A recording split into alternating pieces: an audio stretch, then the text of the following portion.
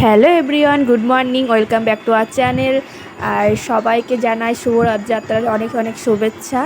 আর এদিকে আমাদের গ্রামের পাড়ার থেকে বাচ্চারা বেরিয়েছিল রথ নিয়ে, ছোট্ট একটা রথ বানিয়ে তারা বেরিয়েছিল। আর এদিকে আমরা রেডি হয়ে গেছি রথ দেখতে যাওয়ার জন্য।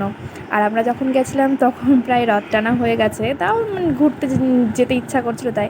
আর এই দেখো আমরা বেরিয়ে পড়েছি। আর বাইরের চারিপাশটা এত সুন্দর, দেখো জাস্ট দেখলেই মন ভরে যায়, ফিল করার মতন এত সুন্দর লাগছিল, তাই একটা ক্লিপ নিয়ে নিলাম। আর তোমাদের কেমন লাগছে অবশ্যই জানি। দেখো চারপাশটা এত সুন্দর, আর মাঠে ছাগল গরু একদম ভরে গেছে। আকাশটা জাস্ট দেখার মতন ছিল। আর তোমরাও দেখো, খুব সুন্দর ছিল। আর আমাদের বাড়িটা কিন্তু একটু ভেতরে, একটু মাঠ ঘাটের মধ্যে, একটু ফাঁকা জায়গায়। আর এদিকে আমরা এসে পড়েছি গাড়াপোতা সিদ্ধেশ্বরী কালীর বাড়ি। সেখানে খুব বড় করে রথ টানা হয়, রথে মেলাও হয়। আর মন্দিরটাকে খুব সুন্দর করে সাজিয়েছিল। আর যেহেতু ফার্স্ট দিন ছিল, সেদিন রথ ছিল, এজন্য প্রচুর প্রচুর লোক ছিল, খুব ভিড় ছিল। আর জানো তো, মাম্মামকে নিয়ে আমি আর মনে হয় আমার কখনো বেরোনো হবে না। ও বাইরে এই লোকজনের ভিতরে আর গরমে একদম থাকতে চায় না। আর এদিকে দেখো খুব অনেক অনেক মেলা বসেছিল, দোকানপাট অনেক ছিল।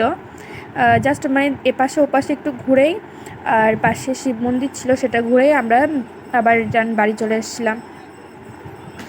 আর এদিকে যে শিব মন্দির পাশেই, কালীবাড়ির পাশেই শিব মন্দির, তো সেখানে একটু গেলাম। ফার্স্ট যেই আগে ভোলা বাবাকে দর্শন করলাম। দর্শন করার পর সামনে যাব। সামনে হচ্ছিল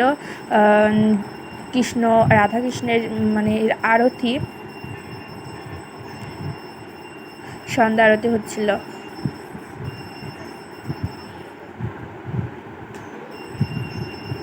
সন্ধ্যা আরতি দর্শন করার পর তারপর আমরা আবার ভোলা বাবাকে একটু দর্শন করব। দর্শন করার পর আমরা রিটার্ন, জাস্ট মন্দিরটা আবার ঘুরে আমরা বাড়ি ফেরত চলে আসতে হবে। তোমাদের ভিডিওটা কেমন লাগলো অবশ্যই কমেন্ট করে জানিও।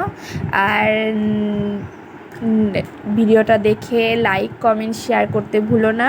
আর দেখা হচ্ছে নেক্সট কোনো ব্লগে। টাটা, সুস্থ থেকো।